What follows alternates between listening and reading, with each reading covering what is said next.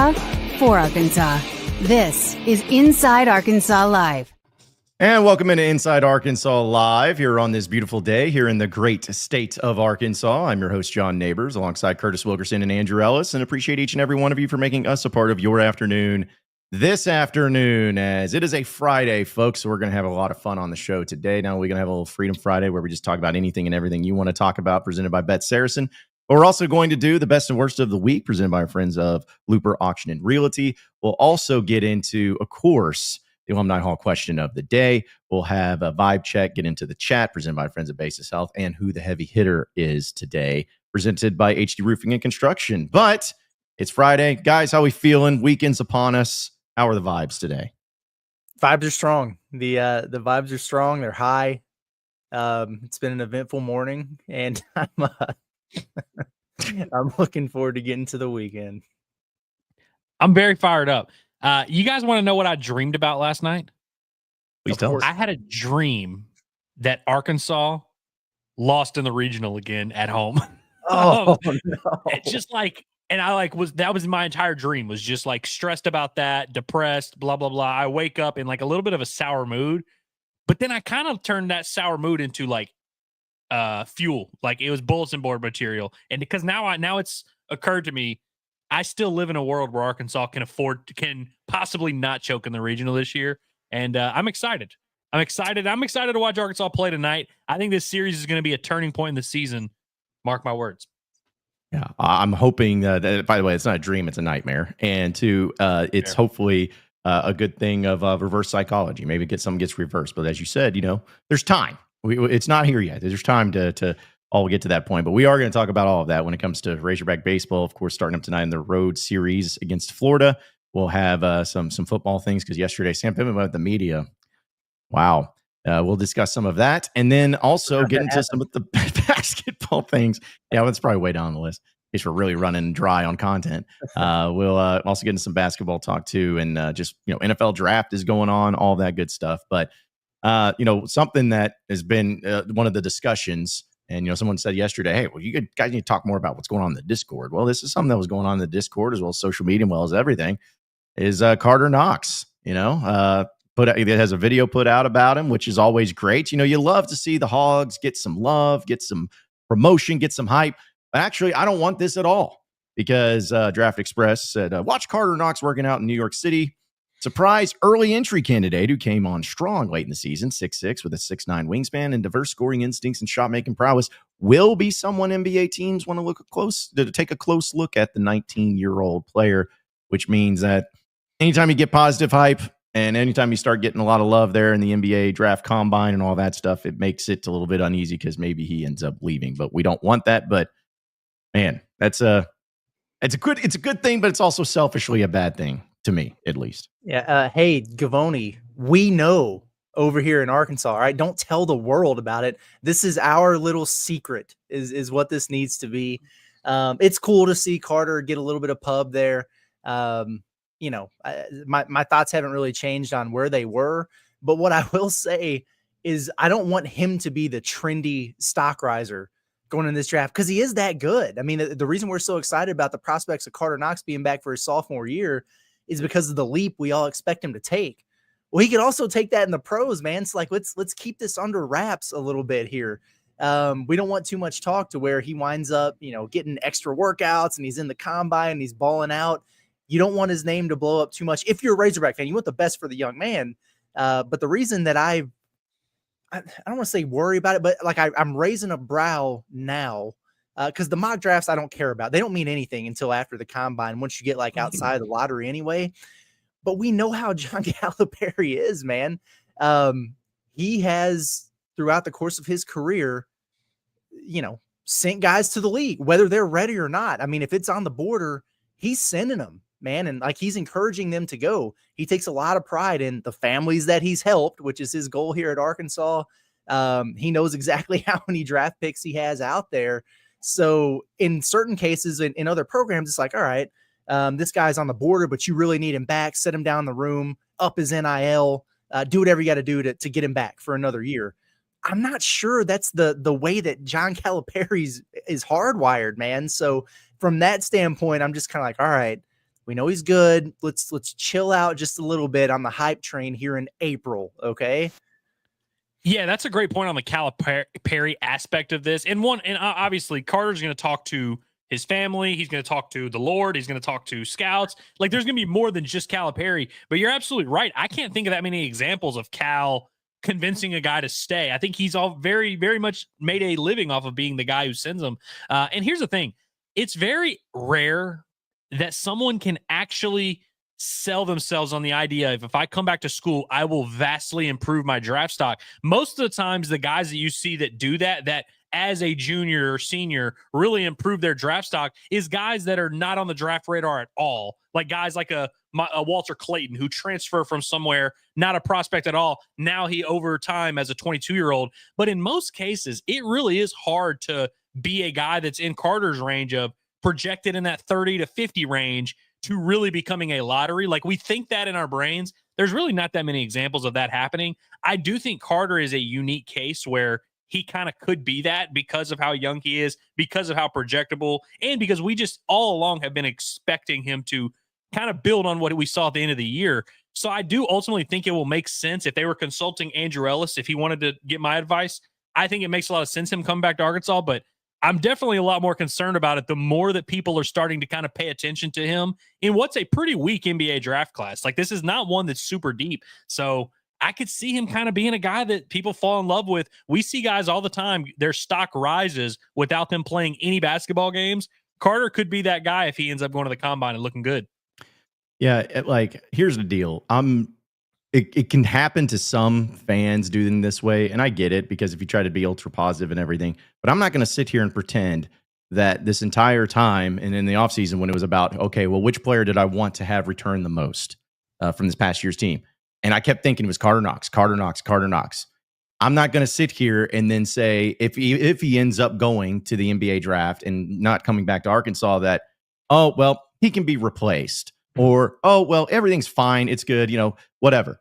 Like, that is completely hypocritical. It's like, I wanted him back because I know what he can do, and we've seen what he can do and what he could do in another year.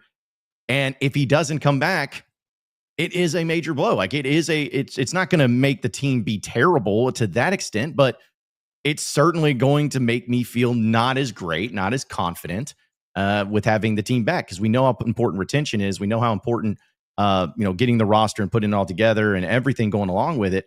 But I felt like Karter Knox was one of those guys that you really, really had to get back. And that's nothing against DJ or Trevin or Billy or anything. It's just, if I could only choose one, I think we even maybe asked an Alumni Hall question of the day one time. It's like, which one would you want to keep?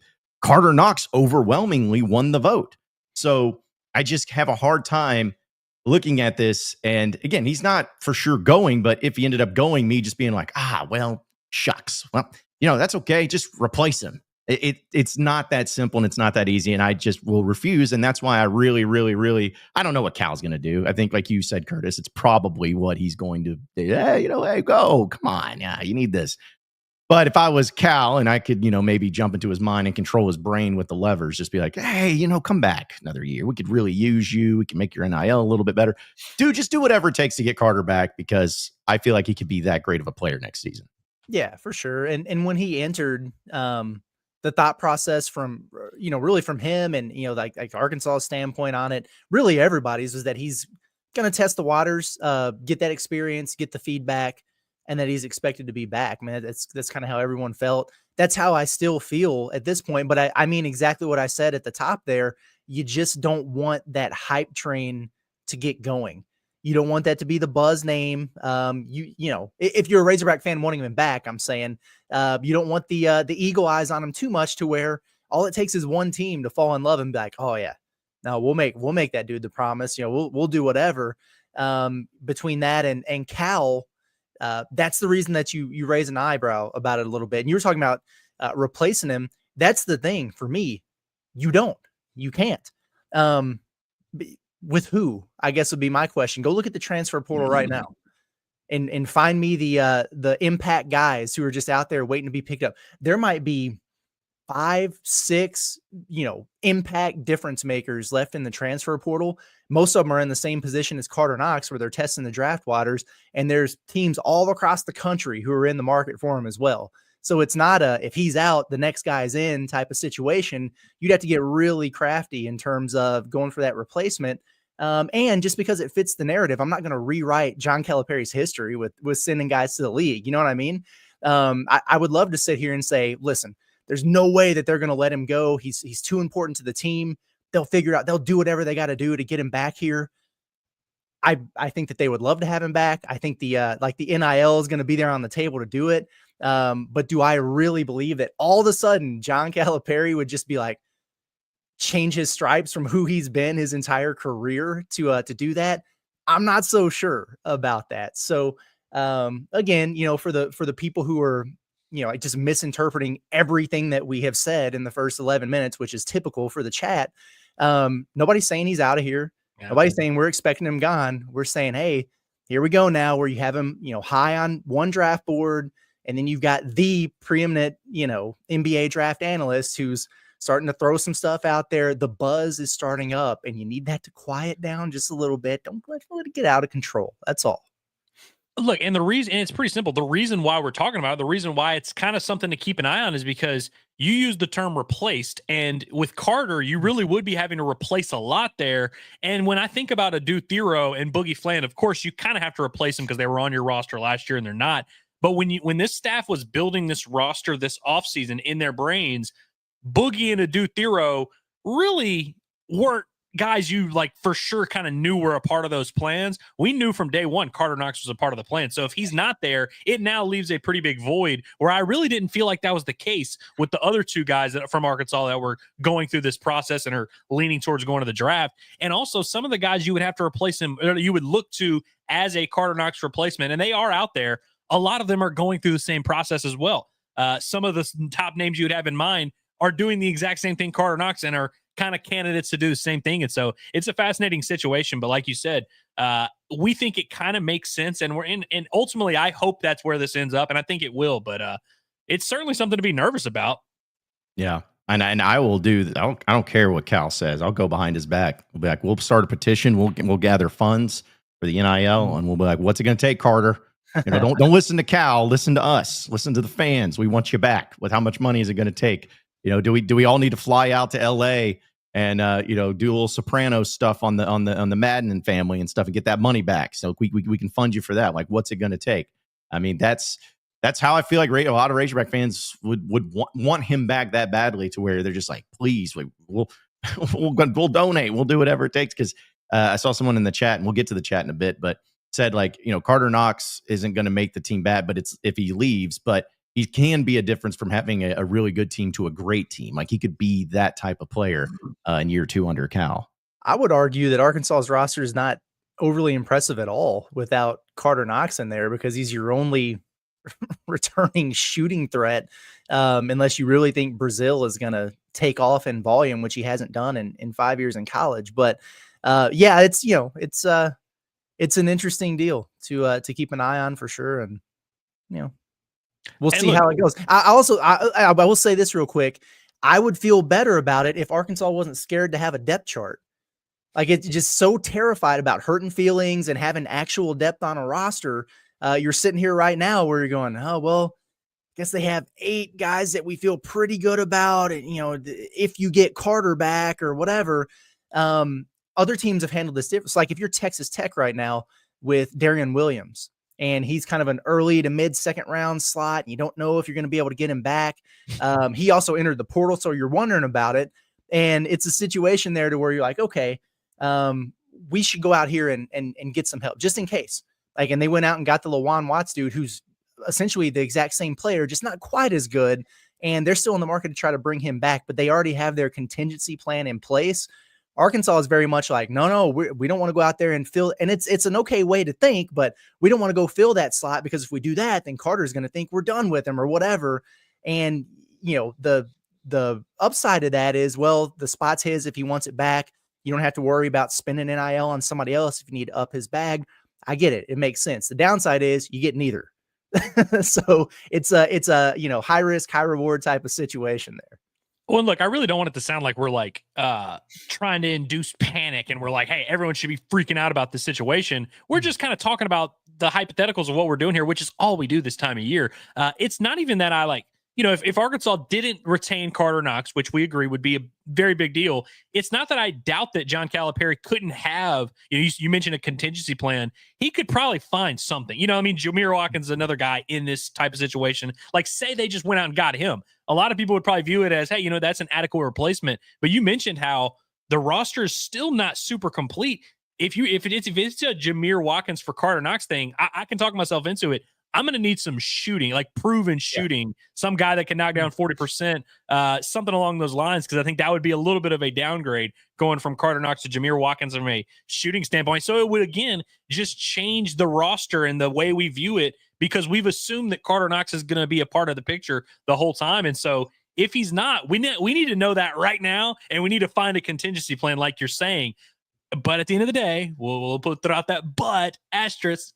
We don't expect, we're not there yet where we're expecting Karter Knox to stay in the draft. Yeah. Well, let me ask you this, guys, but I know we'll get to the chat because a lot of people have comments on it. But if Karter Knox entered into the transfer portal, I'm throwing it out there, where would he be ranked among the players in the portal, right now? He'd be up there high, man. He'd be up there really high, yeah. Okay. Because that's my point. It's it goes back to the whole thing in football when people are the good players that were entering the portal from Arkansas. It's oh, well, you could just go get somebody else to replace him out of the portal. It's well, that player's in the portal, one of the best players in the portal, and whoever you get out of the portal is not going to be that same level. And it's the same thing with Karter Knox. So anybody that just thinks, oh, you can go in the portal, replace him.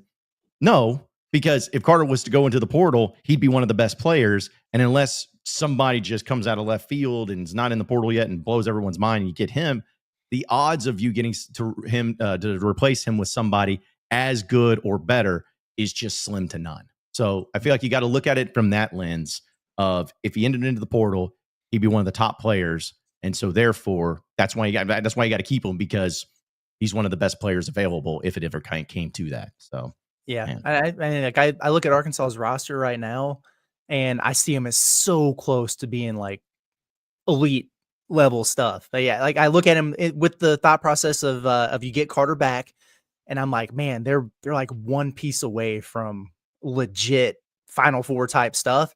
Well, if they lose Karter, yeah, they're still good, but then I feel like they're 2 good pieces away from being that kind of thing, and they'd have to get creative with getting it. There are a couple guys out there in the portal that can make an impact. There are role guys that they could plug in that could really help them. There's also the international market, which tune into the Palace tomorrow. I've been trying to figure out how to pronounce names all morning, but I got a bunch of those too. So yeah, they figured it out. I'm sure that they have a plan. Everybody has the oh crap plan just in case. We just don't know what it is. And with every passing day, more guys are getting plucked out of the portal and the availables, and you're just kind of yeah, it's really important that we keep that dude. So it creates a little bit of extra tension. Hey, everyone's got a plan until they get knocked in the mouth.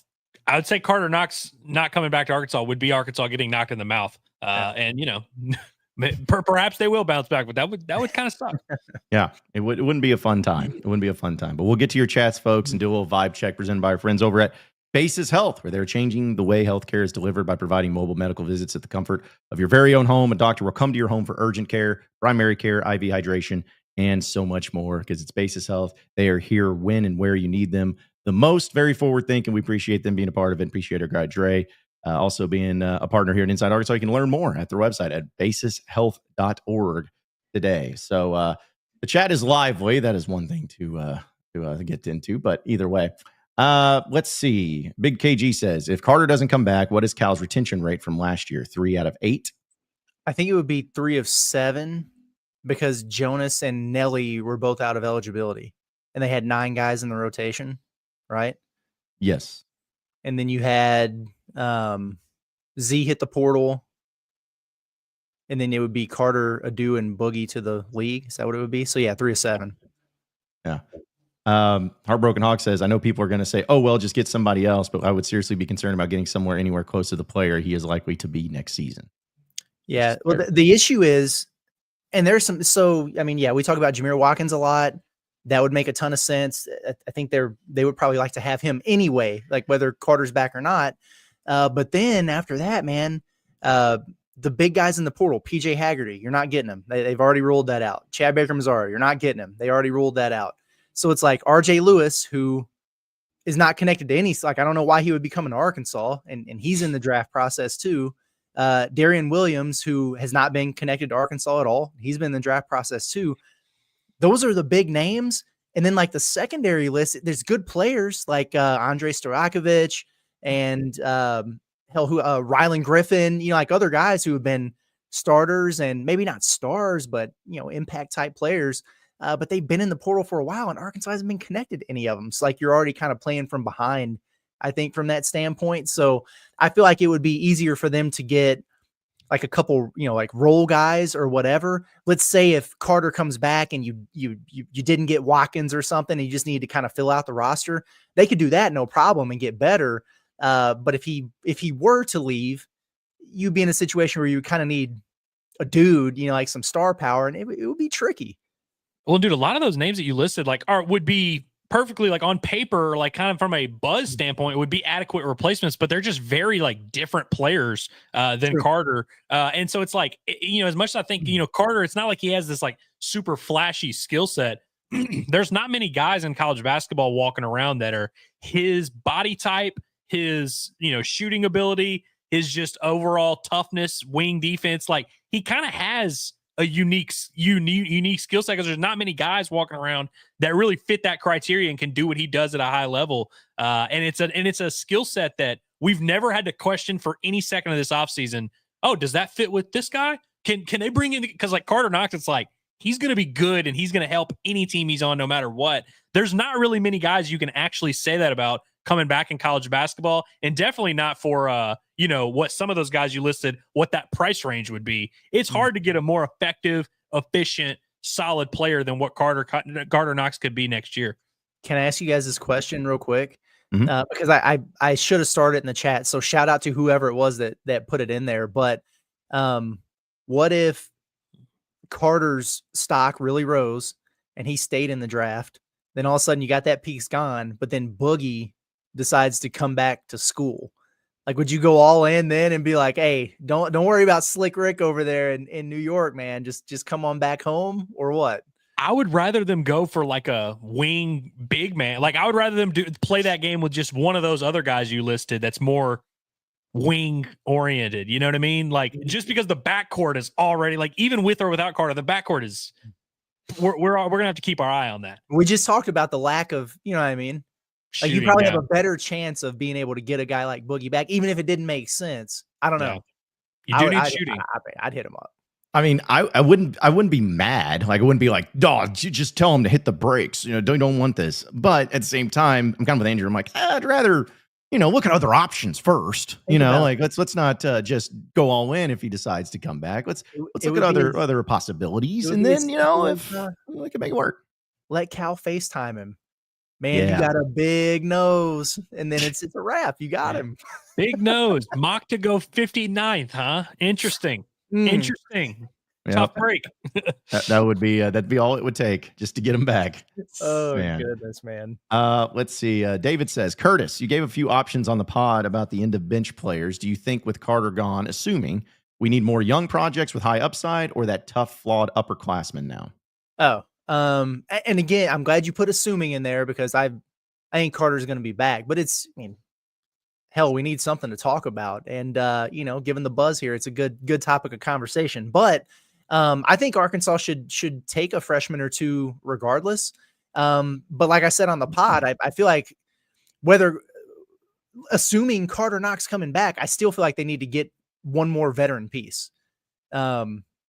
What that is, I don't know, but I still feel like they need to do that. So if Karter was to leave, I would definitely feel like they needed to do that. But regardless, you're going to have 3 or 4 spots on the end of the bench like you did last year that you need to fill, and they did fill them.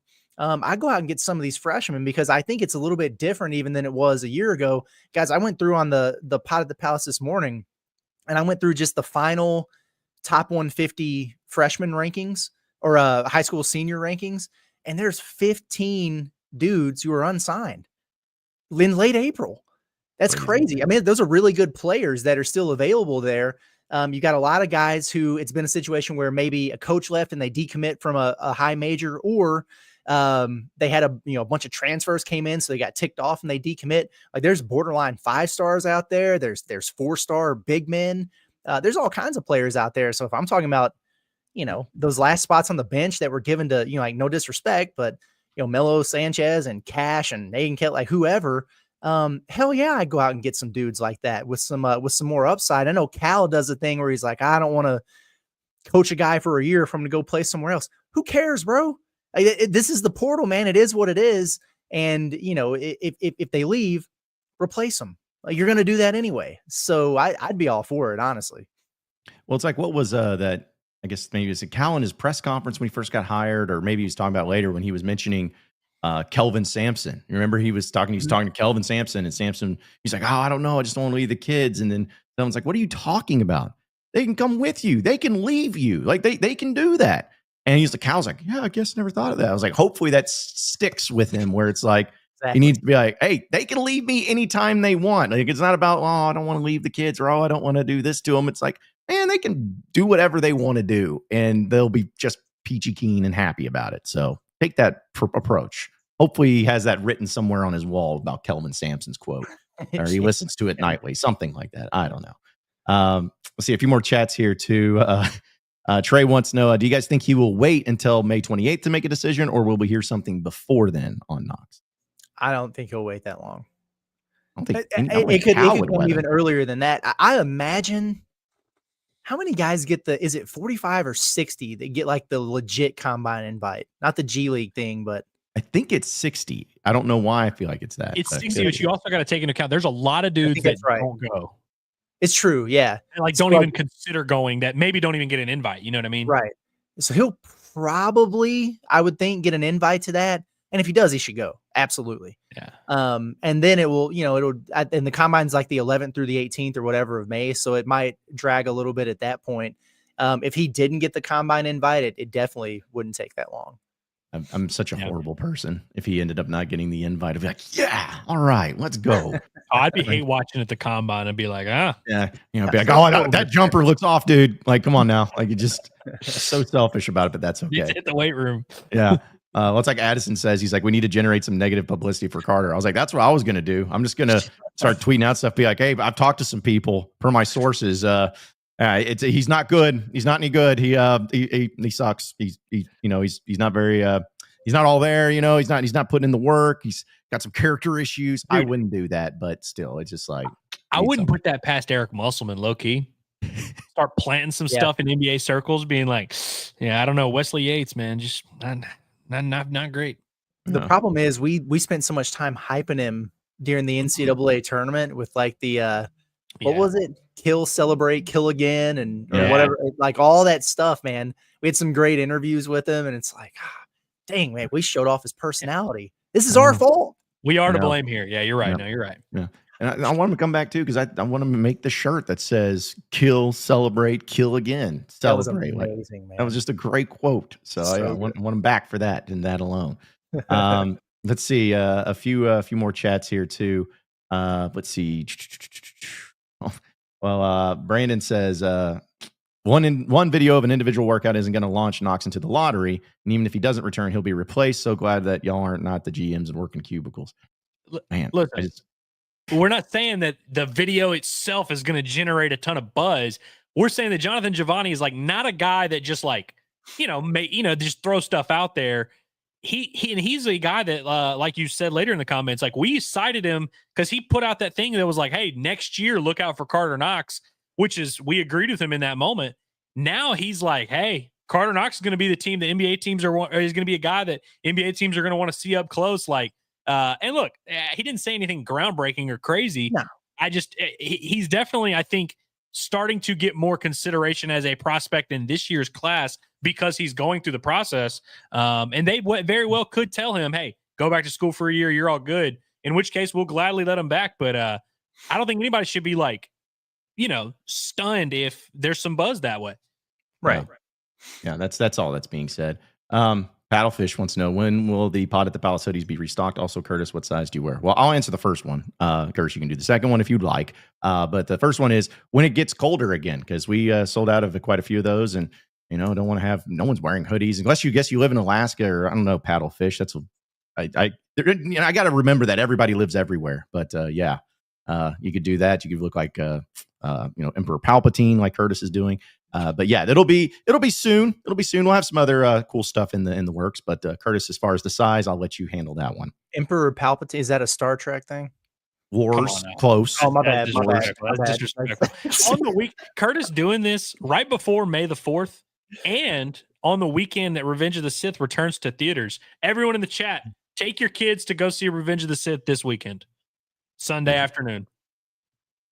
I like it. What size XL, you- by the way. Weird question, but yeah. I was hoping you'd say a big and tall double XL because you're 8 feet tall, so you got to go to the big and tall section of every. And it would have been tough if Curtis would have had to be like, "Yeah, I'm actually a medium." The jig would have been up. Somebody asked me on Twitter today about the hood. Maybe it was the same person, and I was going to ask you before I responded to them about because I didn't know if we had any more left in stock or what was going on there. So now I know. Yeah, but yeah, they'll be back because it's one of those things. I'm new to the merch side of stuff, but it's just a matter of all right. So what do we got? What works? What doesn't? And when the hoodies it just took a lot longer than I wanted it to get done. But I was like, well, it's getting warmer outside. I'm not going to order as many hoodies. And then all of a sudden it was like, where's the dadgum hoodies? I'm like, see, I knew whatever decision I make, it's going to be the wrong one. So, but don't worry, they will be back. And we still got plenty of Pot at the Palace t-shirts. We got plenty of bombastic shirts and hats. So we're good. There we go. See, now this makes sense. Yeah. And I know why you asked that question, because sometimes when you're tall and you go a size up or whatever, it's the shirts or whatever, they just get way wider. Yeah. And they're still short. And so like I'm walking around with it's like my belly button's out and the shirt is way too wide. It's stupid. No, these are and I'm not just saying it because it's our product, but good fit. Like the length is there for the tall guys. And they're comfortable and they're not overly like awkwardly wide, which is what you get sometimes when you go up to like an XL or something. So it would work for you.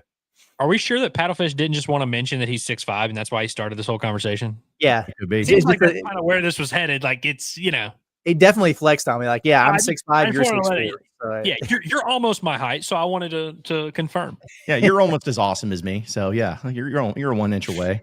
So speaking of, and this is random, I know, but guys, I wanted to show you guys this since we're talking about clothing and everything. Look what got sent to me today. A T-Dub, a gradient T-Dub jersey from 2012. Yeah. And it's got like the official patches. Like this isn't just some old crapperware. Like this is some patches and everything. Good stuff though. And also the reason I brought it up too is an XL. So, and I'm not an XL. So Curtis, if you want to be T-Dub for a day, let me know. I got a jersey for you. Hell yeah, man. If Curtis doesn't want it, I'll put it, and it'll be an XL, so I could probably put pads on underneath that sucker. That razor is ugly, dude. Put that razor back up on the screen. That razor on the sleeve. Yeah, it's pretty disgusting. It's atrocious, bro. Why would you put that on a uniform, dude? That's crazy. Yeah, it was like somebody was like, "Hey, the back of a razor back with razor, like this is it." I'm like, it looks like a lightning bolt. It doesn't look like a razor. They were like, we want the numbers to look like it's always raining and like stained a little bit. Yeah. These will look great for like a cloudy kickoff. These gray ones. Yeah, that was just that should have been the first indication that 2012 season was not going to go right. One of many indications there. So, let's see. I want to bring this up from George because we'll have some other stuff to get into. But he says if he is drafted late in first or early second round, he could be paid more in college than the NBA. Yeah, he could. Yeah, but sometimes it's not just about the money. About sending a message.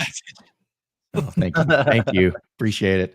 I sometimes see myself saying that and I'm like, I got to stop. But for real though, sometimes it's like, I get that you could make 1.5 million staying in college and you'd only make 1 million. That's okay. But you're still talking about what's the longevity? What's the end game? What's the career? What can you do? What are you set up better for? And also I know this is crazy, but if I have $1.5 million, if I'm getting offered $1 million, whatever it is in the NBA, I get drafted, or I'm getting offered $1.5 million in college, and I don't have to go to class, I don't have to do that, I'm going to the NBA. Like because then all I got to worry about is basketball. That's it, basketball. So that's another thing you got to remember. I hope while he's been in New York doing all his workouts, he's been writing his term papers and studying for finals and everything. But better be. He's like, hey, that's scholarship, man. Can't be giving that to somebody else. Best case scenario for Karter Knox and the Arkansas Razorbacks is he gets himself, about a $500K NIL raise to come back to the Hogs next year. Mm-hmm. Well, also, you're giving the pocket watchers more ammo, guys. Yeah. Like we know these things, but guys, we're trying to keep this on the DL because also that's why it's relevant, because someone's going to have to pay for that, Yep. And so, yeah, if he does make more come back to college, like great for him. But now that's just going to give people more ammo to yell at him whenever he goes 6-15. Yep. It's going to happen, dude. Like, he's going to come back. He's going to have about one bad game. And everyone's going to be like, why did we even get this guy? He should have stayed in the NBA. We shouldn't have had him in dirt. With this roster right now, where it's not every guy is making the same amount, but they're all pretty close. Like, there's not one guy who's making twice as much money as everybody else, like you had with Jonas and Anelli last year. So this could be the opportunity for the pocket watchers to find their guy. You're right. Yeah. Right. And I wanted to bring this up real quick too. Yeah, because Brandon, he said the cubicles are not at Inside Arkansas. He says the cubicles he was referring to was in the comments. So. I started another comment from Brandon earlier because I wanted to I thought for sure that he was talking to the chat and not us, but I wanted to clarify and make sure we were on good terms with Brandon. And I just wanted to check. But I think we are. We're good. The cubicles were at Natty State, not Inside Arkansas. Yeah, come on now. Yeah. And John made us sit in them. That's right. And I chained them to their chairs too. Like, y'all can't leave here. And keep the doors open. I want to watch you the whole time. Oh, jeez.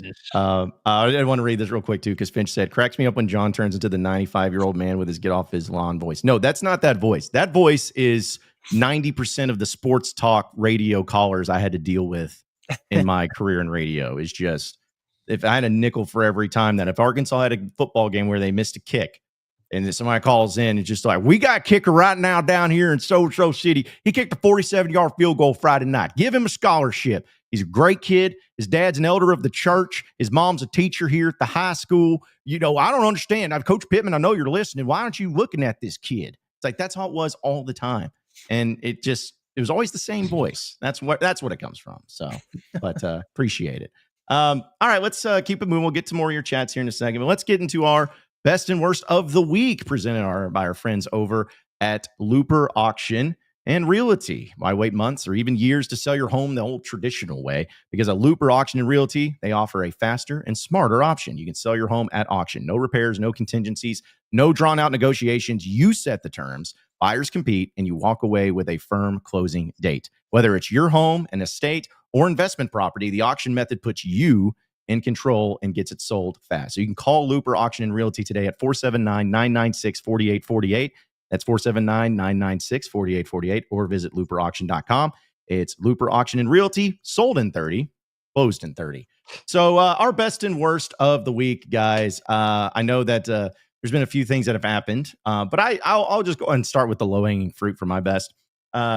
We talked about it, so it's not like something we have to talk about and bring up that's brand new, but my best of the weekend was Hunter Yurachek.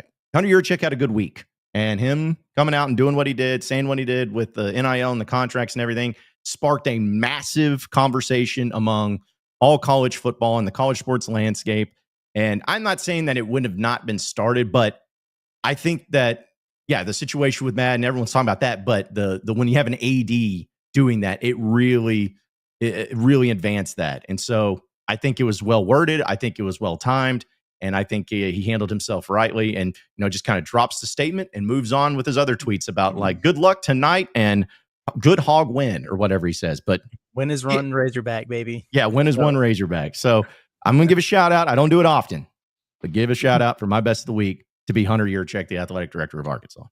Yeah, that's a good one. Well deserved. My best of the week, it's pretty easy for me. It happened this morning. Saw my baby. Very cool. We went back for a little checkup action and got 2 arms, 2 legs, had the hiccups, and is 11 ounces now. Awesome. The kid's going to be electric. Is it a boy? Is it a girl? We don't know yet. We're going to, but good looking child. I don't know if my wife would necessarily agree with the best of the week, because apparently it's an overactive child. A lot of bouncing around, a lot of movement, spinning. It was a pretty eventful morning. This is a very important question, which is awesome, by the way, Curtis. It's awesome, but very important question. you hope the kid looks like you or Michelle? You know the answer to this. It's Michelle, There hands you down. go. Although, well, actually, I'm not even there. Never mind. Never mind. Whatever it Is it was my you were turn? going to say was going to be awesome. There's a particular feature of hers that she wanted the baby to resemble me more than her, but I'm not going to bring it up. Guess in the chat. Do you guys just guess in the chat? We won't say if you're right, but guess in the chat. Okay, she said it. The nose. She's not a fan of her nose. She's like, we want the baby to have your nose, and the very zoomed in ultrasound thing suggests that might be the case. So You got a big nose. You got a big nose. Goodness. That'll be Curtis's first exchange with Corliss Wilkerson. Yep. Can't wait. Sure Yeah. will. Yeah, that's awesome. So John went with Hunter Yurachek. What the hell? I know. And Curtis went with his child, his firstborn child. I'm going. It's a little bit tough for me because a lot of my best of the week hasn't happened yet. A lot of my best of the week I'll be talking about on best of the weekend on Monday, which I guess is that also Looper? Yes, it is. It is also Looper. So now I was gonna say shout out to, but I was gonna say Sko Hogs, but it's Looper. So I guess maybe I should save my stuff for Monday, because on Monday, me and Curtis are gonna be on a show talking about our awesome time in Kansas City. Because tomorrow we're watching some scraps. Have we talked about this publicly yet? I've talked about it on the pod. You have on Pod Palace? I've talked about our rendezvous. Yeah, our excursion. So yeah, that's gonna be fun. Also, my best of the week is the Arkansas Razorback baseball squad, which, contrary to what my dreams say, are destined for great things. But the problem is a lot of the good work that they've done will not be on display until this weekend. Okay. So your best of the weekend might be the feeling that you have. Your best The is storm going that's coming. But here's the thing, John. There's things that have been happening behind closed doors with this Razorback baseball squad that is the best of the week. Stuff that needed to happen. I mean, we're getting murmurs of DVH flipping tables after the A&M. Man, he did flip tables though. He did flip tables. Yeah. I'm believing you though, Andrew. We all believe you. It's going to be good vibes only against Florida. They're going to bounce back. They're looking to get it done. It's going to happen. Yep, it's going to be a sweep, and everyone's going to be back on board. And man, if they swept, I'm just going to be honest. We all know this, but man, if they swept, going to make that Texas series next week in Baum so much more fun. So much. It will. Fun. And by the way, Texas Ace is out for the year. That's right. Which, I'm not trying to say that in like a positive light. Not good, but I do think Texas has a tough series upcoming this weekend. Sneaky. Texas is about to. We're about to find out how good they are. Yep, that's right. Worst of the weekend though. This is one I meant to bring up the other day, but we just had so much. But worst of the weekend for me was seeing the passing of Mike Patrick, a longtime ESPN broadcaster. For those of you who don't know, he did a lot of things. He did college football. He did some Razorback games. He did a lot, but one of the things that I will always remember him is like he was kind of the OG first of college baseball, major college baseball. And he, when college baseball started getting on ESPN a little bit more before the network, before streaming and all of that, he was always the go-to guy. And I posted the highlight because one of my favorite things he ever did, and I won't play it because we'll get in trouble, but when Brett Eibner hit that 2-run home run in the top of the ninth in 2009 against Virginia, because of just the talking about it and his call on that, and that ball's hit deep to left. Eibner ties it in the bottom, with a 2-run homer in the top of the ninth. Holy cow! Like I loved it when guys had just the holy cow or whoa Nelly, just those calls. But Mike Patrick, man, hated to see it. I think he was 80 years old when he passed away, but definitely somebody that I always remember from watching Razorback sports, but college sports in general. So my worst weekend was seeing the passing of Mike Patrick. Rest in peace. Yeah, no, for sure. R.I.P. My worst of the week is going to be Shannon Sharp's phone. Man. No way. Anything that comes from that man's phone, it gets him in trouble. Calls, texts, accidental Instagram lives, videos. It's just, it might be fun for him in the moment, but might have cost the man his career at this point. I mean, it's been a rough go for him. I just think he might want to put that thing in the drawer and and leave it in there for a little while. Just his phone, not doing him any favors. I'm kind of slightly annoyed you went that direction, but luckily I kind of was planning a different enough thing. I was just gonna say it's a bad week for ESPN. Oh, is that where PR. you're going? My bad, man. Literally just ESPN PR. That's what I was gonna go with. Because you have the Shannon Sharp thing, which is a disaster. I mentioned it earlier. Paul Heyman going on Pat McAfee's show and airing out all that stuff was crazy. Did y'all see Pat McAfee hitting the weed pen last night during the draft? Yeah. Yep. With who was it? Mike McCarthy that was coming up Mike there. McCarthy, yes. Yeah. And the draft just sucks, dude. It's the worst. It's the worst television event of the year every year. It's the worst sports event that they do publicly. It sucks every year. They do every time a player's drafted. They're like, "Well, his grandma died 3 years ago. Here's a montage of this thing." It's like, yeah, his dad actually is in jail for assault. It's like, what the hell? Why are we doing this? Yeah. Well, I watched it. I didn't get to watch it last night because I was busy with something else, but I was about to leave my place and I had it on and it was about to start. And as soon as I saw Roger Goodell and a bunch of people riding out on bicycles on the stage, I'm like, okay, whatever. I'm out. Like, this is so stupid. Like, I was like, what are we doing? What are we doing here? So yeah, I was not a fan of, like, the NFL draft has gotten me to the point where I'm like, I'll put it on Twitter and I'll see who gets drafted where, because that's really all I care about. I mean, you'll have some funny moments if some person gets up there and does the draft. I think even speaking of Pat McAfee, forgot which year it was, but when he kind of trashed on Tennessee Titan because he's like, I won't bring up the record we as Colts had against Tennessee and all that. He's like, I was a punter and you don't care, but we didn't punt much against you. Like, stuff like that's really funny. But just the overall, like you said, the over the top dramatic, like, not everybody has to have some insane, crazy, over dramatic story. Some kids are just good football players that want to go to the NFL. It's like, but because they don't have Tom Rinaldi doing it anymore, right? He doesn't do the. I don't think so, but I also only watched like 10 minutes of it because it just was. I watched like 5 picks and then I was like, all right, I gotta get out of here. Yeah. Did you guys see the baby that threw up? That was great. That's a ruckus environment to have a baby in, I would say. That's a loud party. Dude, was that the one? Whatever one that looked like there was 80 people in a living room. Yeah. I'm like, that was probably it. I think it was. Yeah. That looked like the first century church out there, man. Like, everyone's just crammed in, and just looked uncomfortable. I mean, I know you want to get everybody in there, but geez. Dude, you know what they did not talk about at all during last night's production? Cam Ward. Did not spend even like a 2-minute video package on Cam Ward. Friggin' no overall pick, and they were just like, all right, what trade's happening now? I was like, damn, you don't want to tell his story? It wasn't dramatic enough? Yeah. Would you have taken Jackson Dart over Shedeur Sanders? I wouldn't have drafted a quarterback this year, frankly. If I were anybody, any NFL team, I don't think I would drafted a quarterback. Yeah. I just think it's a bad year for QBs. I would have just traded back or taken a lineman or something. Yeah. I don't know. Like, I did hear like how Kuiper was just mad that Shedeur Sanders was not being taken and everything. Like, I don't. That's the stuff where I'm just like, I don't care. Like, let the NFL teams pick who they want to pick, and if it works out for them, great. If not, then you can make fun of them later. Like, I'm a Jets fan. Like, that's what we do. Is we always pick the wrong player. So I'm just used to that. Was it Travis Hunter's girlfriend? I saw she bought him like a Rolex or whatever, probably with his money. But was she the one that was for the streets earlier in the year? That she had a lot of weird stuff going on for a while. Okay. She was drawing a lot of attention to herself. Okay, yeah. All right, yeah. It was something. It was something.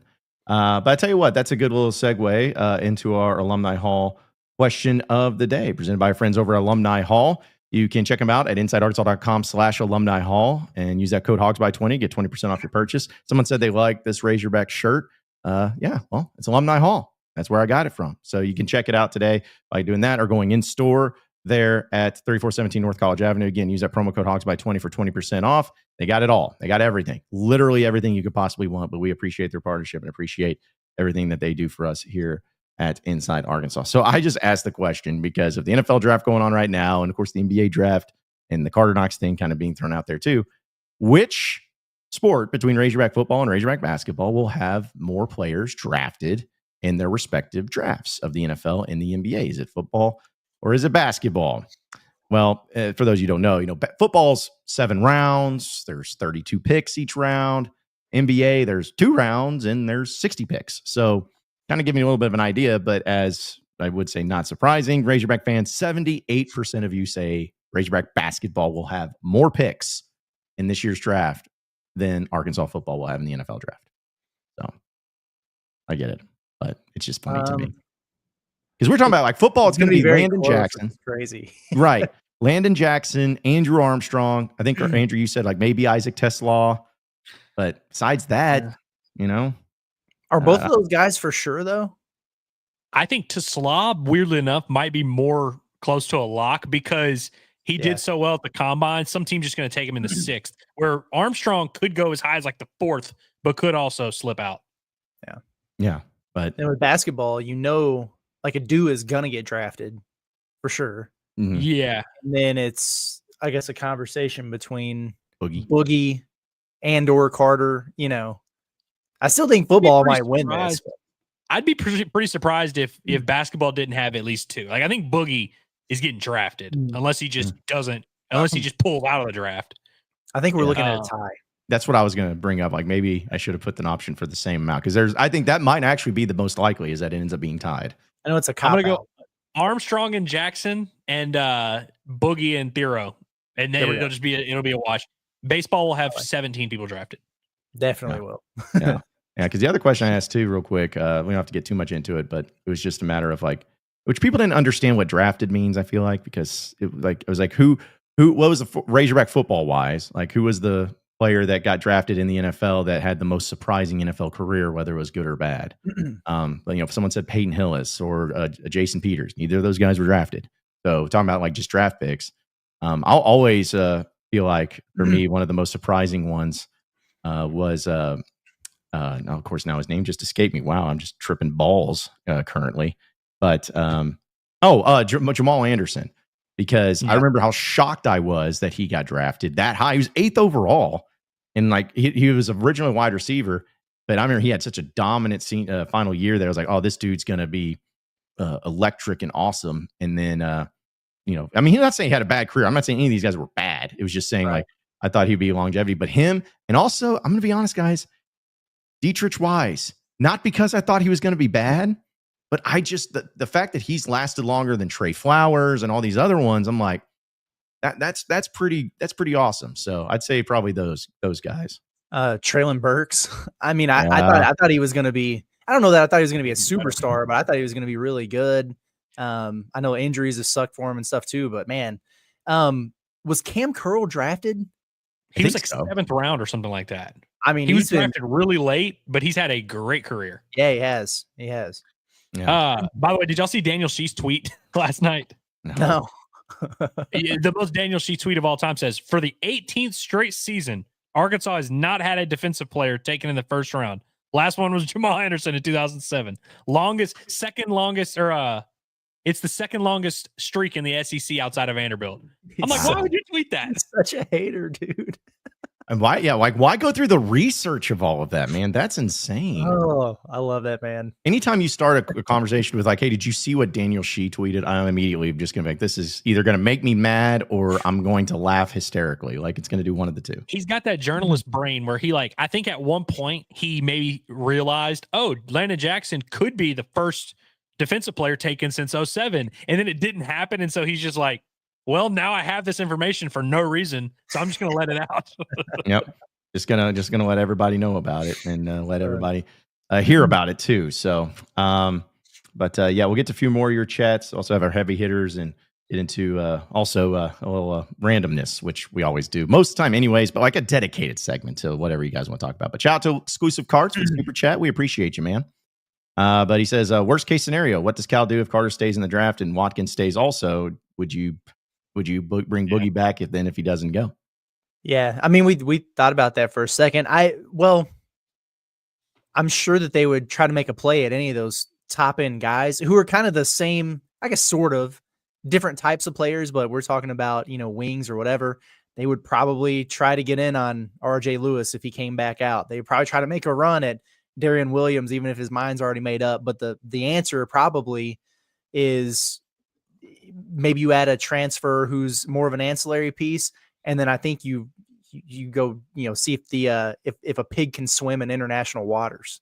And you just go get one of them Adriatic League boys to come over who's 23 years old already and give you a stopgap for a year. I'm taking Darion Williams to Wright's Barbecue is what I'm doing. I'd take that man to Wright's Barbecue too. Mm-hmm. Oh yeah, absolutely. Absolutely.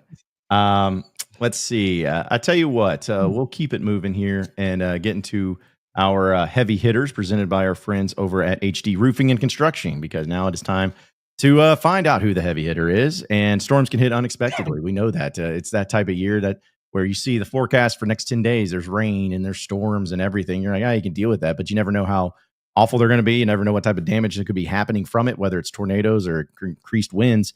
It can happen to any of us, but that's what HD Roofing is here to give you that peace of mind with their free inspection. When you choose HD Roofing, you can rely on professionalism, top quality materials, and expert installation for all of your roofing needs. They have it right here in the state of Arkansas, so you can call them today at 501-428-0429, or you can check them out today at hdarkansas.com, hdarkansas.com for our heavy hitters.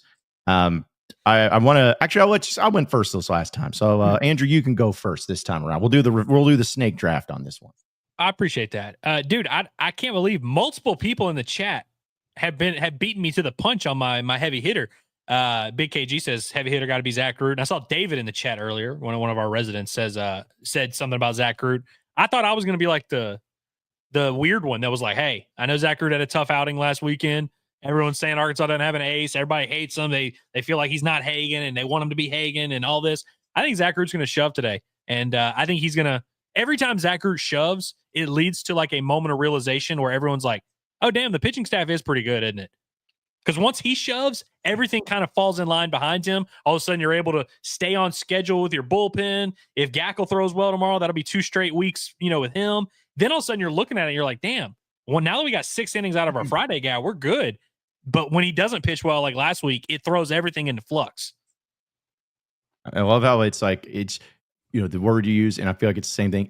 Anytime someone shoves, the rest of the things are going to come into place. Just as long as you shove, that's what matters. So as long as Zach Root does to start the series, pretty much every time he does that, Arkansas plays well the entire weekend. But when he doesn't, the whole weekend's vibes are off. Mm-hmm. That's true. It's a big one. Looking forward to it. Speaking of HD Roofing and heavy hitters, Garrett, HD Roofing, he's coming out for that free inspection for me next week, man. There you go. Really? We've been messaging back and forth about it, but the roof has been on this house for a while now, but then we had like 4 days in a row where I'm getting held on. We got hurricane force winds out here. It's all kinds of stuff going on. I got a baby coming, guys. And I can't risk, the roof just caving in on a child. That would be bad. We're going to get checked out and see what's going on. So looking forward to that for sure. But, I gotta go. I mean, because I took the Pro Hogs angle last time, but how about just the OKC Thunder in general? Yeah. Holy crap, man. So you beat the Grizzlies by 150 in game 1, and then it looked like they were getting ready to return that favor yesterday until they weren't. That was pretty impressive stuff, man, by OKC. They're a wagon, a unit, whatever you like to call it. They're so much fun to watch, man, and they're getting ready to put them boys away. And I hope this is a year for them. I really do. It's weird being the basketball guy. I watch so much college basketball. I think because I'm so entrenched in it that I don't follow the NBA that much because it's all college hoops until the end of portal season. And so now is where I really start getting into the NBA, and right away, because I'm always like, I like players, but who am I going to adopt as my team? OKC, man, so much fun. Absolutely love watching them. Yep. And I'm rooting for them as well, mainly due to the fact of if they win, then because the reason they're so successful is they got 2 pro hogs. They got 2 hogs on there, and that's the difference. 2 Fort Smith natives, River Valley, shout out. So that's what's going to be. But yeah, no, that's a good one too. I'm also going to just, I guess, call it low hanging fruit, but still horrible story that maybe has some positives to it. What is Elijah Arenas? That story and how awful that was. Seeing it yesterday, where for those of you who may not have heard about it, he's a 5-star commitment, 5-star prospect in a commitment to USC and Eric Musselman. He was involved in a serious car crash yesterday, and he was hospitalized and he was placed in an induced coma. And he's 18. He's the son of Gilbert Arenas. But I was just like, dude, like that is just horrendous, horrible.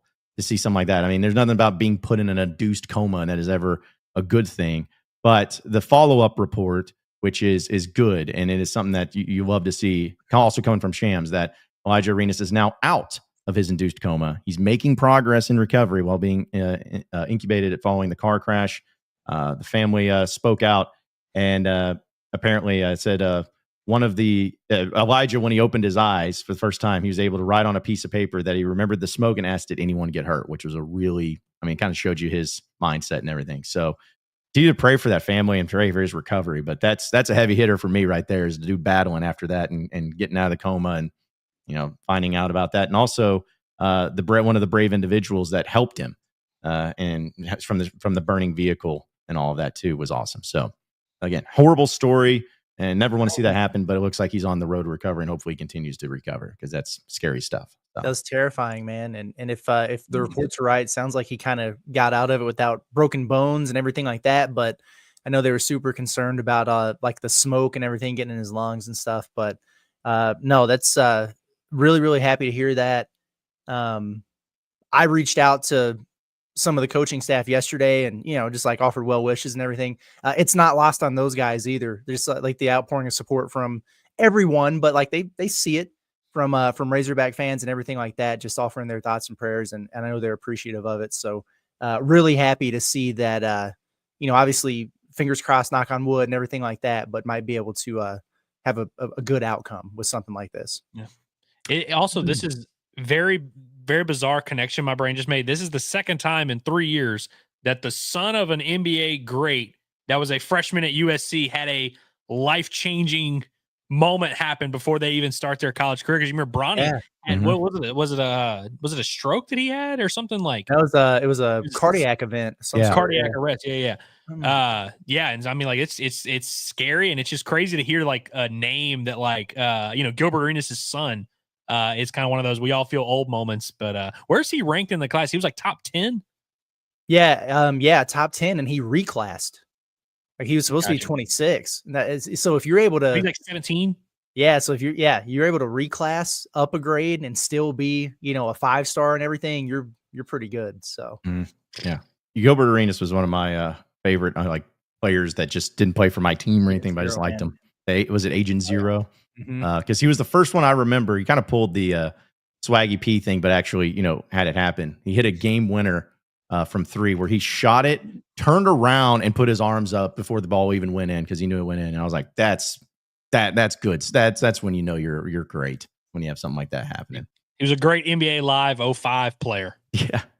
Yes, he was. Like the only player that was worth anything I was ever on the Wizards. Like him and old Michael Jordan. It's like the most memorable players on the Wizards ever. Was he the one that?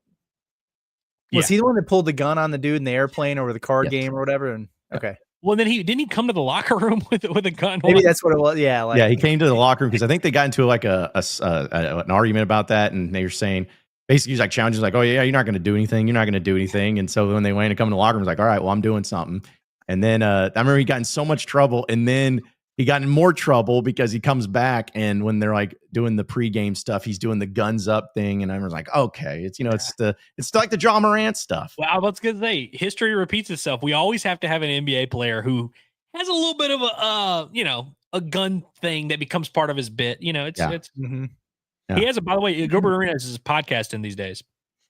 I feel like that's what a lot of former and current players apparently do, is what you do a podcast. Yeah. I'll tell you what, another real quick heavy hitter I just want to throw a second because I like this video was actually Vahiva Aloy, who talked about his celebration and the origin of it. And I think for those of you who are interested in it, you can hear now of why he does what he does. Get out, done. Yes, thank you, Reese. Yeah. Yes.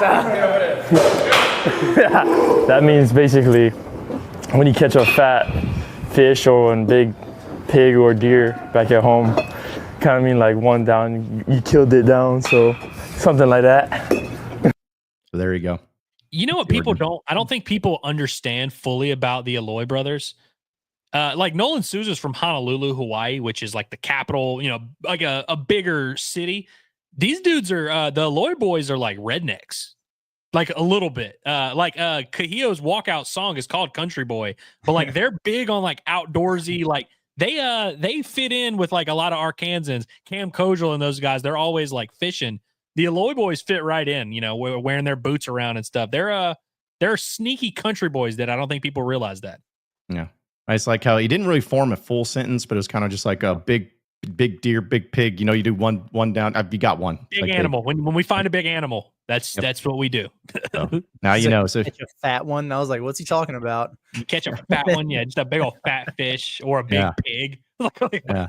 Well, it's still like speaking of, because I still have that picture. Was it last year that you had Nolan Souza holding the fish that he caught from that like pond over there? Like, yeah, that was great stuff. So, all right, so we got about 20 minutes or so here on the show. So let's go ahead and do a little Freedom Friday action presented by our friends over at BetSaracen. It's the #1 sports betting app in the state of Arkansas. It's not even close. And there's a lot of things going on this weekend. You can even do bets on the NFL draft that's going on. You have, of course, the NBA playoffs. You have college baseball. You have everything, Major League Baseball, everything that you could bet on when it comes to specials, parlays, lines, everything. Do it with BetSaracen. You can download the app on your iPhone or on your Android, or you can go to BetSaracen.com and get to winning that way as well. So, if you guys have anything that we want us to talk about, which it can be sports related or not sports related, I thought about calling this segment just mailing it in, because it's pretty much what we're doing here. We've had a long week. We've been putting out a lot of great stuff.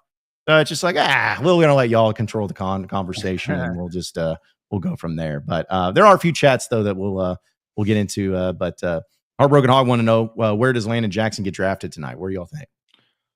I don't know if he gets drafted tonight for sure. I don't know about for sure, but I think this is the time when he's going to go. Early third is when I think he's going to go. Like first 10 picks of the third round. I wouldn't hate him going to New Orleans. I think he would probably like going. They pick, I think, 70 overall. I think that's a good little spot for him. I've seen him mocked 61 to the Eagles. I think Commanders. Sorry, the Commanders are at 61. I think he's going to go. I've seen him mocked to Seattle. Where else have I seen him mocked? He's had some good options. Buffalo, I saw him mocked there. Like pretty much every scenario that I saw in the range that he's projected, I'm like, it's a good spot for him. Like if he was in Buffalo, that'd be awesome. No, it wouldn't.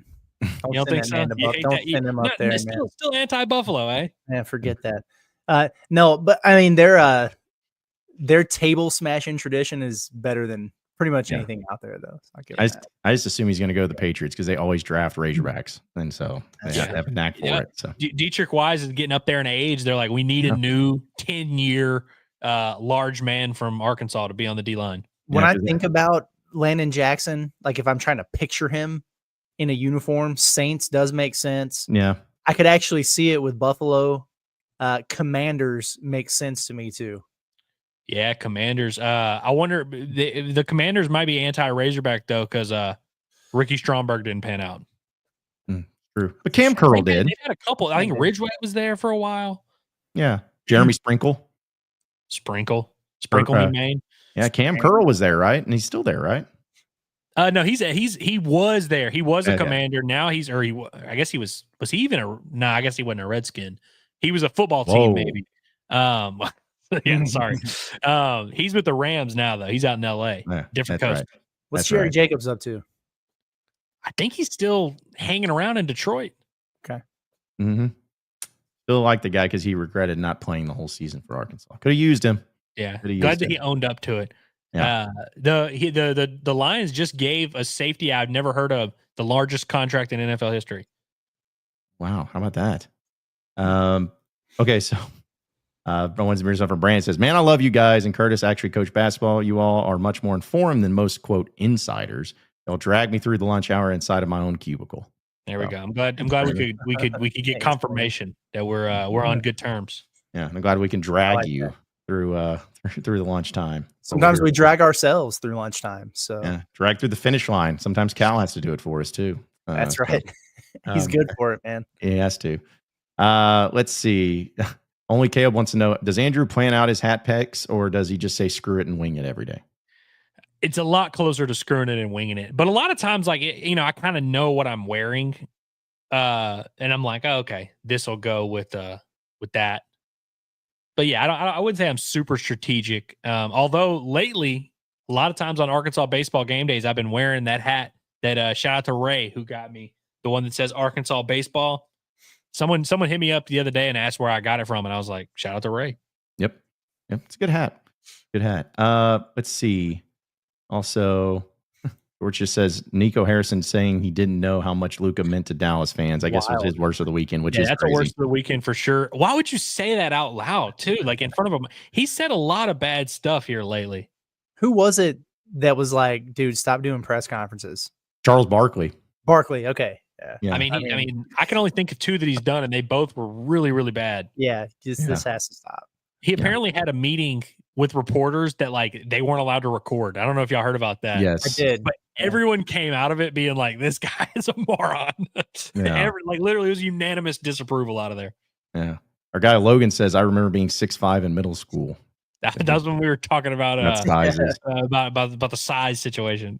Yeah. Unfortunately, I actually do believe him being. Yeah, 6'5". Logan's a big donkey, man. Yeah, he's a big old boy. Let's see. Also, some of this stuff is again. I know I set it up for failure when it comes to some of the questions getting thrown in, but some of them can be at least funny. Aiden just wants us to know, hey, enjoy talking Razorback football with Austin out at the liquor store. He has a 6-6 prediction. Great. I'm sure he appreciates that too. Liquor store run in with their former Hog. What was the one yesterday? Smoking a cigarette and telling on Dixon. Somebody with Brandon Allen. They said he said Brandon Allen told him that Rafe Peavy sucked. Yeah. We're just gonna get all these interaction stories with it. Somebody in the chat was like, dude, I just ran into Matt Cronin. Dude's living in Little Rock. He's pitching for the Travs. Which he is. He's in AA right now with the Travs. Him and Caleb Cali are teammates. Yeah. Well, and I'm also was out of low-key upset that no one knew that Clayton Kershaw was playing at the Northwest Arkansas Naturals ballpark this week. They slipped that in. I got a text about that, weirdly enough. I guess I bought tickets for the Naturals enough that they just kind of were like, this guy's a guy we can, and they got me on Justin Verlander night. I went and wore my Verlander jersey whenever he pitched. I didn't know about Clayton Kershaw until that day, and Arkansas played that night, and so I was like, I'm not going to skip that. Yeah. It was unfortunate because especially my buddy Brendan, who's a diehard Dodgers fan, he's like, I would have come to that. I was like, yeah, well, who should have been on it. Who did we go watch pitch out there, Andrew? Was it Cops? Cops, yeah, we saw whenever he got called up to the Missions, San Antonio Missions. He's with the El Paso Chihuahuas right now. He's pitching the ball pretty well. He's got a chance. I love that. He's a perfect El Paso Chihuahua. Yeah, he's gonna do good stuff there. Who was did they play Heat Waves for him when he came out? They did. Dude, it was that was the biggest crowd I've seen at Arvest in a minute. It's if you have a Golden Spikes winner, former Hog, Hog fans are definitely gonna show up for that. Let's see. Also, only Caleb just wants to know our all-time favorite Razorback. Mine's Matt Jones. Plain simple. No D-Mac over D-Mac. That's crazy. Yeah. Well, I mean, no. Listen, D-Mac's the best, the greatest, but it was just my favorite. He was my childhood hero. Matt Jones was my childhood hero. So, dude, I was low key. Not that I thought he was better, but I had an affinity for Felix more than D-Mac. Yep. Loved Felix Jones, man. Yeah. But my favorite football wise, though, I mean, not to be a copycat, but it's just true. It would be Matt Jones. Has to be, man. He was the man, dude. He was the man. And man, there's also something to be said, with Matt Jones, the gap between him and everyone on the team, there was no question at that time period. But with D-Mac, you at least had there were some really good players on both sides of the ball for Arkansas back then. So it's even as good as McFadden was, there was at least other candidates like a Felix, like a Peyton Hillis or whoever. I was trying to think. Kobe Hamilton was always one of my favorite, back in the day. I was a big Kobe Hamilton guy for a while. Joe Adams was up there for me. Oh yeah. Joe Adams was the first recruit I remember being super excited about. Yeah. Baseball wise, Ryan Stanek, who people, compare me to in some ways, who's still pitching in the big leagues for the Mets. Ryan Stanek, I used to love him. I remember being so mad at Dave in 2012 in the College World Series.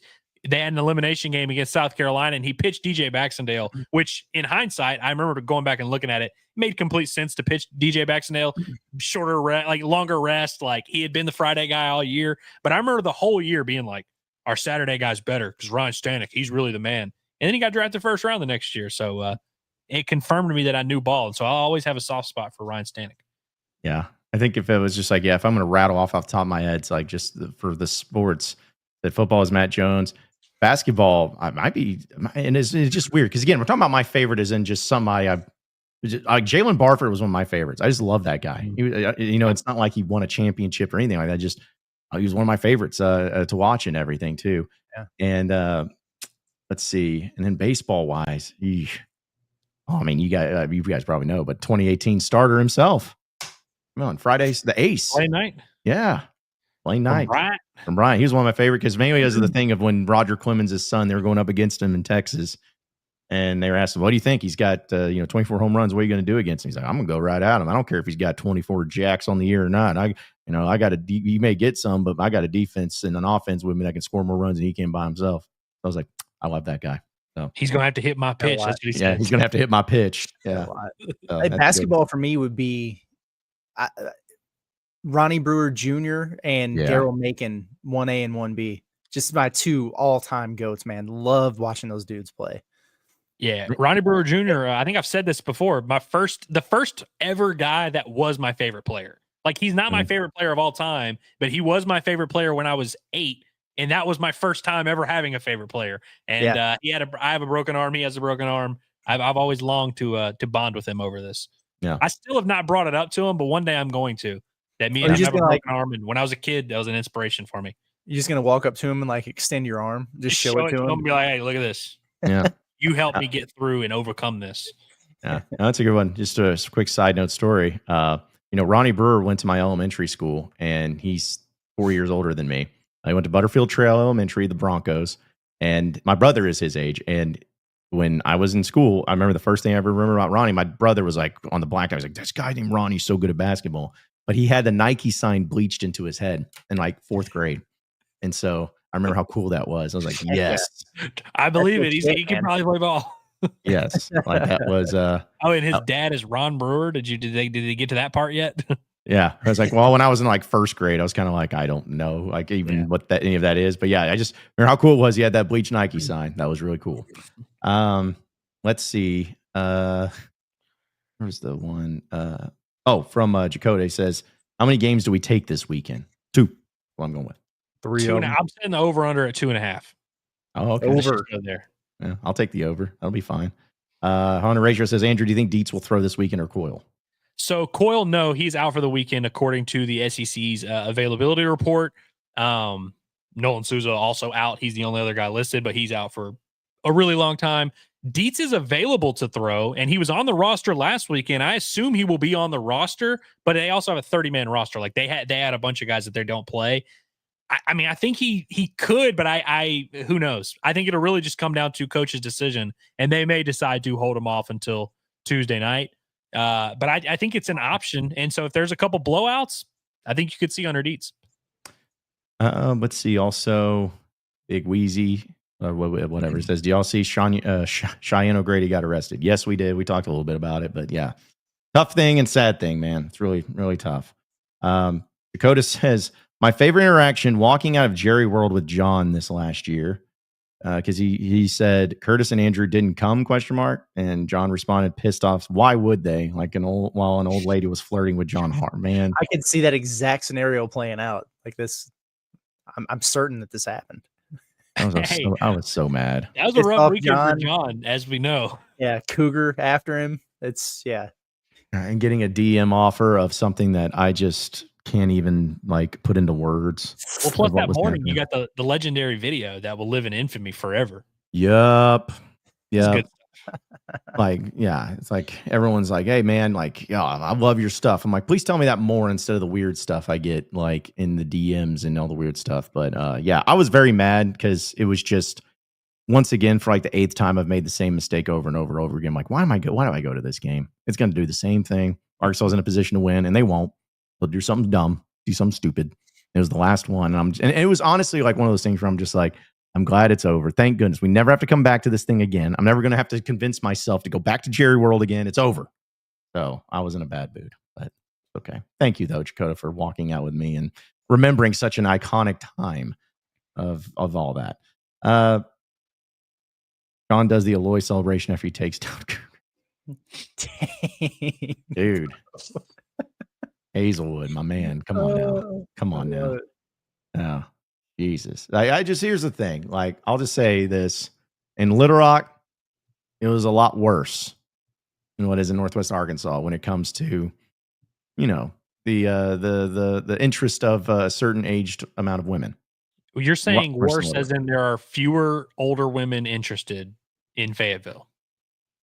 Correct. I don't get approached or said weird things to. Like just real quick, one story is that when I was in Little Rock, it was at an event for 103.7 The Buzz. And, you know, The Buzz is some older folks there. I love them all. But, and I remember I was there and had a few women come up to me and one of them said, I want to take you home. And I was like, I can't. And they're like, well, how much is it going to cost? I'm like, oh, I think this is illegal. And it just got really uncomfortable. And then they're like, and one of them threatened me saying, if you don't come home with me, and there's two of them, but she's like, if you don't come home with me and us, then I will tell all the people at the Buzz that you're harassing me. And I'm like, I need to get out of here now. So yeah, luckily nothing happened. I did not go and they didn't say anything, but I was just like, aggressive nature. So insane. Imagine the story that you would have been able to tell if you just did what you were told then. You know? And just imagine. Like that was a good story, but it could have been great. Yeah. It's one of those things where I just didn't want that. You know, I just didn't want to go down that road at that point in time. So anyways, it's rough. Get off of this topic, please. Let's see. Got Aiden says, who's your favorite two-sport hog? Jamario Bell. Jamario Bell. Connor Noland. Yeah. Winner. I mean, but really it's like Matt Jones, I guess. Yeah. Matt Jones. Brandon Mitchell. Loved his dunk. Bad. Yeah. Marcus Monk, I would say. Marcus Monk before his horrors. Yeah. Jordan that was a big one. I was just trying to think of ones off the top of my head. They're having a lot of like baseball dual ones, except for like Connor Noland. Barry Lunny back in the day did both, I think, but yeah, not many times there too. Pablo says, anyone count how many times Arkansas games were showed during players' highlights last night? A lot, yeah. I mean, Jackson Dart, Jackson Dart should be paying money to Arkansas Edge for how much Arkansas produced. I mean, because he was literally a guy that, like, I don't even think was high on draft radars at all. After that game, all of a sudden, it's like he's a second quarterback taken, his first round pick. Mm-hmm. That game certainly made Jackson Dart a lot of money. Yeah, and that's why I laughed. I think it was Aaron Torres that put out the tweet of like showing his stats of what he did against like teams like Arkansas and everything, and like all they're all so great, but then against Georgia and LSU and other teams that didn't do too well. It's like, well, geez, you could have just used the Arkansas game because I felt like he broke every record known to man in Ole Miss's history in that one. So. Which, by the way, speaking of Aaron Torres, John, he gave us both a shout again. Oh, nice. Spot. Yeah. Very nice. We appreciate it. Logan sent me a clip. He said, so he's like, it's come to my attention that my podcast, it pops off with the Dixon Discord. He was like, I'm not entirely sure what that is. He's like, but I think my boys, Curtis Wilkerson and John Neighbors, might be involved with it. And so like a three-way shout out there. But all right. Well, good deal. I'm glad you got a shout out to the Dixon Street Discord. Because that's also great too. Jeez. Now we love our guy AT. Trey says, John, deep down you miss 49er John. I do not at all. One of the worst callers ever. Let's see. Also, the Hog fan says, I guess Trey says, do y'all think the overall talent of the football team has improved or not? I think it has, but not by much. No, I don't think it's improved. Nah, not quite. I don't think so. I don't think they were like super over the moon talented before, but they had, a draft pick on each side of the ball. I feel like they had a borderline NFL running back. It may be a little better in certain areas. A little bit better in the secondary, right? Yeah. Yeah. Like I was saying, it was like if you're going to do it by position groups, there are some that may be better, but maybe offensive line overall. Yeah. Yeah, I think they upgraded the talent there for sure. D-line, I think, took a huge hit from going from D-line took a hit. One NFL player to zero. Running back, not as talented. Wide receiver, not as talented. Tight end is not as talented. Like, sorry, you had tight end is not as talented. Yeah, you had some dudes there. So. Yeah, you had like potentially like one for sure, like NFL potential tight end, and maybe two. Who knows? Now I don't know if they have an NFL tight end on the roster. Quarterback, I guess they're technically more talented. Like Taylor's going to be a better version next year, but yeah, I got into an argument with somebody the other day that they were just trying to say, like, I don't know how you say that this team is not for sure more talented than last year. I was like, because it just don't here's see a thing. Everyone else guarantee of got it. way more talented. Like everyone in the SEC, we know for sure. Like teams like Auburn, teams like Mississippi State, teams like LSU, all took massive steps forward. And I think Arkansas maybe tread water is where we're at. Yeah. That's the toughest thing too. Yeah, just the schedule itself and everything too. So, and we just got just a bunch of random ones here. Like Only Caleb says, if you could add any former Razorback to this year's team, both football and basketball, who would it be? Football, Darren McFadden. Just be a good one. You know, they had Darren McFadden. I think they'd be pretty good. Basketball, I'll take Darren McFadden. Basketball, I'll take Corliss Williamson. So do you have to give back one of the bigs that we brought in or what? No, sure. They got I'd probably take got to be some guard, one of the guards, right? Like Mason Jones. Mason Jones would be an okay Karter Knox replacement. I'd take that. Yeah, man. I like that one. Yeah, that would be good. Let's see. And I wanted to bring this up too, and this is a good one that Aiden brought up. It's like happy 4th and 25 day, because it is 4 of April 25, and of course the Hunter Henry heave. Rest in peace, Alex Collins. But still one of the most iconic plays. I feel like will never get talked about enough, because there's certain things where it's like you see a bunch of things happen in sports. Not say often, but like you see Hail Marys happen. You see, the Cal Stanford play where they're heaving it. But we still have yet to see any play that even comes close to that 4th and 25 play in college football.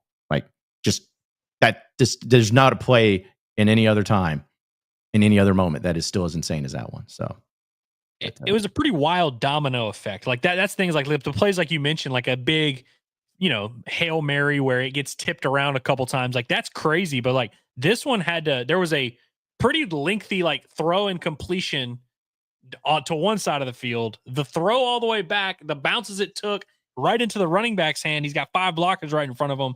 And then the running back, when he crosses the first down marker, thinks that he needed to score, so he throws the ball back, and you have to have someone recover it too. There's a lot of factors to that play that were just insane. You had the Ole Miss student section running on the field. Like that's just a chaotic. There's a lot of moving parts there. Not to mention the fact that what's my favorite thing is, of course, winning it, but that win is what kept Ole Miss from playing in their very first SEC title game. Like that game right there, is they beat Bama and everything. They just get the 4th and 25 play stop. They play in the SEC championship game. A thing that Ole Miss has yet to do, even though Arkansas has done it 3 times. So. Oh, we've been to the SEC title game. We have attended it. That's about all that happened is we went. It's that was also great too. So, well, guys, any final thoughts before we wrap up here for the week on Inside Arkansas Live? No, nothing crazy, man. Just hope everybody enjoys their weekend. It's nice out there, although at least in Fayetteville, looks like we're going to get rainy again on and off for the next few days. So that kind of stinks, but enjoy it. Watch the Diamond Hogs. Stay patient with this basketball team. They'll be fine. Yeah, watch the Diamond Hogs. 5:30 tonight. So it's like a pretty, literally in 4 hours they play. Should be a fun one. And can't wait to watch it, man. I think it's gonna be this is the turning point of the season, like I've been saying. So you have to see what happens next. Tune into the Bombastic Podcast later tonight. That's right. Yeah. So again, appreciate each and everyone listening in, watching in all week long. Be sure to subscribe to us here at Inside Arkansas. You can also find the audio version of all of our podcasts, whether it's Inside Arkansas Live, Hot at the Palace, the Bombastic Podcast, wherever podcasts are found. And anytime big news happens or anything that's going on with it, we're always going to go live, and we're always going to have the content for it when it comes to all things Razorback. So be sure to tune in and check out our website, InsideArkansas.com, for all the latest and greatest up-to-date information on all things Hogs. So that'll do it for us. For Andrew Ellis, Curtis Wilkerson, I am John Neighbors. Same sports show, same sports channel next Monday. Have a great weekend, everybody, and we'll see you then.